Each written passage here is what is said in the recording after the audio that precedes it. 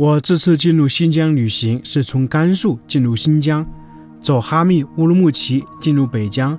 大部分人进入新疆是有2条线路的，去北疆走哈密，去南疆走洛羌。可以说洛羌的位置非常关键，是新疆的门户之一，丝绸之路的必经之路。我现在呢就是在洛羌，在漫漫的几千年历史长河当中，丝绸之路给我们留下了无与伦比的人文古迹和景观等等。我们走河西走廊和在新疆已经看到了很多关于丝绸之路的故事，在这条古路上无数的人留下了踪迹。在新疆的丝绸之路主要是分为2部分，以天山为界，分为南北2线。在秦汉以前，丝绸之路在新疆主要就是天山以南地区所谓的繁线，从甘肃敦煌开始，沿着塔克拉玛干沙漠南北2侧而行。后面呢，由于环境等各方面的因素，南线丝绸之路越来越不能满足需求。从两汉之后，丝绸之路北线就出现了，从敦煌进入哈密，沿着天山北路前行，翻越阿尔泰山等等。所以从古至今呢，这个洛羌位置太关键了。洛羌县呢还有一个特殊的身份，它是我国面积最大的县。洛羌呢是位于新疆的东南部，东边是甘肃省、青海省，南边是西藏，是新疆、甘肃、青海、西藏4省的交界处，地理位置非常重要。洛羌县的面积是20.23万平方公里，可能很多人对这个数字没有太大概念，我们就来对比一下。河南省的面积大概是16.7万平方公里，洛羌县的面积比河南还大。浙江省的面积呢是大概10.55万平方公里，洛羌县的面积相当于是2个浙江省的面积，或者说另外这样换算，洛羌县的面积呢相当于12个北京、18个天津、32个上海。如果把洛羌县单独拿出来作为一个省份的话，它在所有省份中排名第12位，也就是说洛羌县的面积比我们大多数的省份的面积都大。那么洛羌县有这么大的面积，它人口是不是很多呢？其实不是太多，它总的人口好像大概是8万人左右。洛羌县人口这么少的原因是土地荒漠化很严重，很荒凉。洛羌县的地势是南高北低，南部是著名的无人区羌塘高原的一部分，同时呢它又接近寸草不生的阿尔金山无人区。洛羌的北部则是沙漠和戈壁，罗布泊无人区就在北部。所以说洛羌尽管它的面积这么大，但是实际的话能够生存的地方不是太多，因为它周边不是沙漠就是无人区，那里面呢基本上是没有人能够生存的，所以才造就了它的人口不是太多。洛羌县呢还有一个著名的特产红枣，据统计呢，洛羌红枣种植面积达到20万亩以上。说到洛羌呢，还有一个名字楼兰古国。楼兰古国呢是古丝绸之路上一个小国，位于罗布泊西部，处于西域的枢纽。它在巅峰期，这个楼兰古国是非常大，它其实也是西域36国之一，在古代丝绸之路上占有极为重要的地位。大家好，我是秋平。由于来新疆差不多半个月，有点不适应，加上高温，所以呢我就准备离开新疆了。这是新疆之行的最后一站洛羌。如果下次再来新疆的话，我一定会9、10月份来，那个时候相对来说凉爽一点。洛羌呢，刚刚我们也简单介绍了一下，很多人不知道洛羌，但是一定听说过楼兰古国。在洛羌呢，到处能看到楼兰的罂粟、楼兰博物馆、楼兰文化公园等等。那么现在呢，我就来到了楼兰博物馆。这个里面呢，有很多关于楼兰古国的故事因为楼兰古国它差不多兴盛了500、600年，但是突然一夜之间消失了。楼兰古国在中国历史上的谜底太多了，包括现在也有很多专家一直在研究楼兰古国它到底是怎么消失的，没有一个确切的说法。在楼兰博物馆里面呢，有一具将近4000年的干尸，它是在楼兰古国遗址上发掘出来的。走到这里，到处能看到楼兰的一些文化。同时呢，这个地方在以前是丝绸之路南线的南段，那个时期啊是非常兴盛的。你看，这里就有雕塑，展示呢是骆驼驮着货物。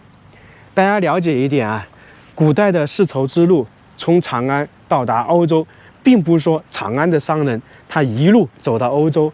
比方说，长安的商人他张三，他只对关中这一带很熟悉，所以他就把货物运到甘肃和陕西的交界，然后交给下一个商人。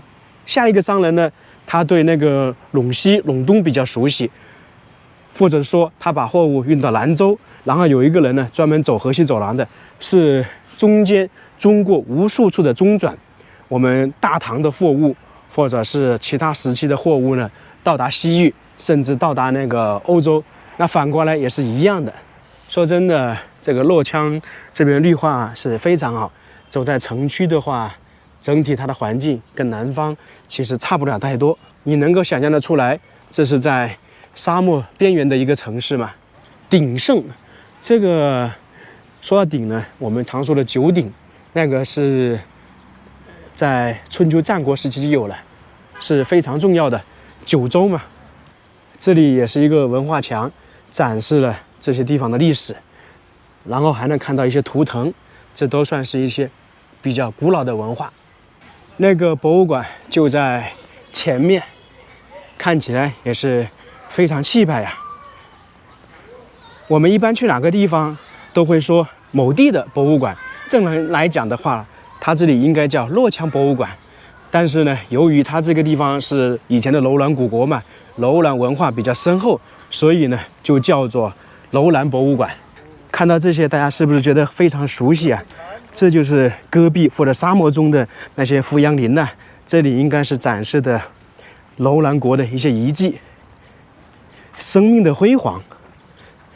因为大家都知道，这些树木生命力是极为顽强的，在戈壁滩、在沙漠中能长起来，这个不简单呐。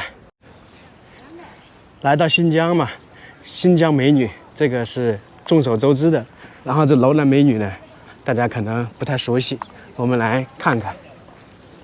这就是楼兰美女，大家仔细看看，既有东方的美，同时呢又有西域的那种美啊。我们常说的少数民族的美一样。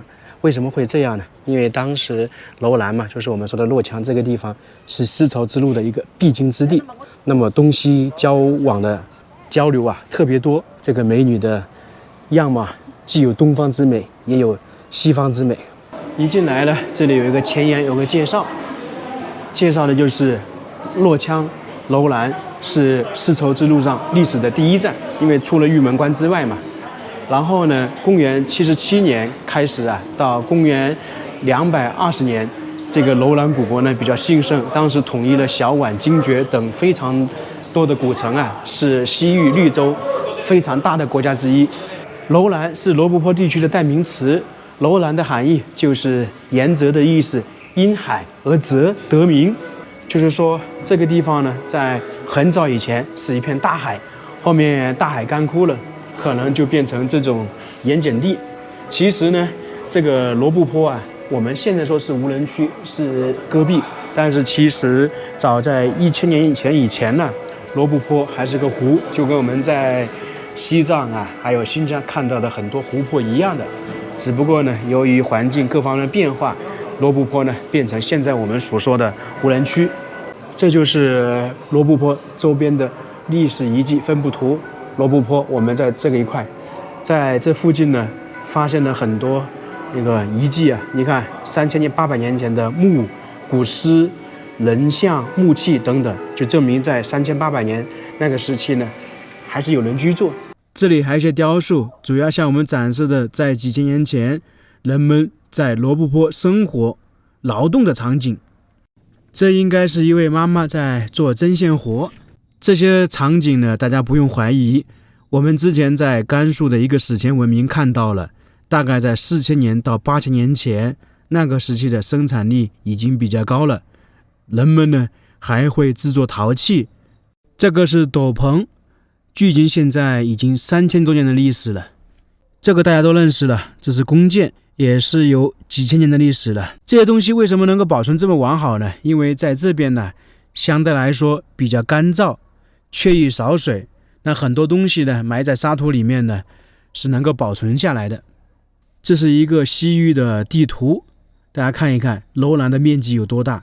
它鼎盛的时期，精绝、且末、洛羌、楼兰都是它管辖的，就相当于丝绸之路南线这一段呢，它占了半壁江山一样。北边的龟兹，我们前几天去过了。其实呢，关于《西游记》当中的女儿国啊，龟兹算一个，据说这个楼兰的米兰也算是一个。面积这么大的楼兰古国，为什么一夜之间消失了？到现在仍然是一个谜底。因为楼兰消失的时期大概是唐朝初年，所以有这样一种说法：当时唐朝呢要统治西域，楼兰古国呢可能要反抗，于是呢就一夜之间消失了。还有一种说法就是楼兰古国和那个龟兹啊一样，是突然遇到自然灾害，从而导致呢一夜之间消失了。反正各种说法众说纷纭的都有，只能希望以后这个秘密呢能够破解出来。这个就是楼兰古国都城的复原图，看里面的建筑呢也是属于夯土形式的。这个就跟我们在河西走廊以及新疆，就是以前西域看到的大部分建筑是一样的。因为这个地方要不就是戈壁，要不就是沙漠，所以呢这个树木啊是非常少的，大部分建城、建村等等建房屋呢都是采用夯土形式的，当然里面会加一些木头的，但是整体布局的话还是夯土形式为多。在这个都城里面呢还能看到河流，那这个呢应该就是雪山融雪造就的河流，他们然后引入到都城里面。这个是一家人生活的场景，女子呢在缝针线活，小孩在这里玩，看这个环境非常不错啊。但是我猜想这里呢要不是大户人家，要不呢就不是楼兰古国时期那个时期的生活场景，因为环境是非常好的。我们看了很多1400-500年前的普通家庭，它应该是没有这么好的居住环境的。这是楼兰屯田的复原场景。屯田这个在中国历史上是非常重要的一项措施，有了屯田，给当时的社会经济发展起到了非常大的促进作用。然后这里呢，大部分人是在耕种，在种地。在张骞通西域之后，中原和西域的交往逐渐增多起来。当时呢，西域的使者、商人呢，就会前往中原大地，而中原大地的那个先进的生产技术、工具传入到西域。你像这些耕地的工具，应该就是中原传过来的。屯田呢，这个基本上是从春秋战国时候就开始了。在中国古代比较有名的就是曹操的屯田。当时东汉末年，经过长期的战乱，土地荒芜，人口减少。当时呢，曹操呢就开始在北方屯田，使曹操那边的实力啊，比其他的诸侯高了很多。这个是盛世楼兰浮雕图，全方位地展现出楼兰作为东西文明交汇地的历史文化重要性，表现出当时世界各地的商队通过古丝绸之路的重镇楼兰进行贸易的景象，呈现出古楼兰骆马成群，就是骆驼和马，商贾云集，繁荣景象。中原与西域的经济文化交流始于先秦时期，到了汉代，汉语已成为西域官府文书中的通用语之一。琵琶、羌笛等乐器由西域或者通过西域传入中原，中原农业生产技术、礼仪、书籍、音乐、舞蹈等在西域广泛传播，并且不断地进行交流交融，形成了极具特色的楼兰文化。这里是楼兰集市贸易繁荣的复原场景，就说的是楼兰当时的那个繁荣情况、兴盛情况。你看，很多骆驼、马匹驮着东西，因为这里呢是丝绸之路的必经之路啊，不管是南线还是北线，都要往这里路过，所以商贸往来非常频繁。这个人骑着骆驼，当时呢，中原通往西域的货物往这里过，西域通往中原的货物也要往这里。这个地方呢，当时在城墙里面有集市，在城墙外面也有集市，因为可能当时很多人呢通往西域，如果他赶时间的话，不进城，就在这个城外简单的休憩，继续赶路。来到这个博物馆，最重要、最让人期待的就是前方看到的楼兰美女干尸，它是2004年出土的，当时可以说是轰动全世界啊！因为当时刚发现的时候，这个美女干尸它的高大概是1.65米，年龄呢25岁左右，非常年轻啊。在那个时期，身高有1.65米呢，其实已经算是很高了。在新疆，其实很多博物馆呢也有干尸，包括这个楼兰博物馆，还有其他的干尸，只不过呢，这个是比较独特嘛。这相当于是我们在跟3800年前的楼兰美女对视。这件干尸经历了这么久，但是呢，它的睫毛啊依然清晰可见，真的是一个完完全全的美女。按照现代技术还原她的颜值，能够秒杀众多女星。那么这个楼兰美女她为什么这么年轻去世呢？按照考证呢，她应该是难产而死。她现在的腹中还有一个小孩，等于是2个人。这具楼兰美女干尸刚刚说了是距今3800年，还有一种说法呢是距今4000年，反正大概时间就是3800年到4000年左右，确实是非常神奇。差不多4000年不朽。按照考证，能够不朽的原因，主要就是这边是沙漠戈壁滩，非常干旱。然后呢，当时他们安葬的方式啊，也有一些特殊的技术、特殊的手段等等。你像这个皮靴，也是楼兰古国的一些墓地出土的，也有几千年的历史了。这看起来跟新的差不多。我们一开始也说楼兰古国的秘密也太多了，确实如此。希望以后楼兰古国各种各样的秘密能够被大家发现，被大家解密。那这个视频我们就到这里了，非常感谢大家，我们下个视频再见。